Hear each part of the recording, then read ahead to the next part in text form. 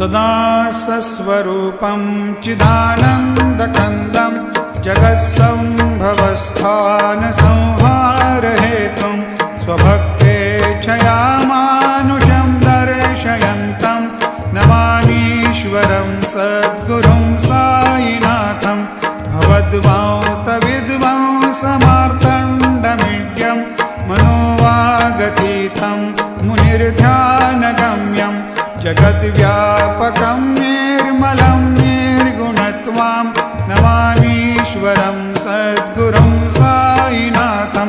भवाम्भोधिमग्नार्दितानां जनानां स्वपादाश्रितानां स्वभक्तानां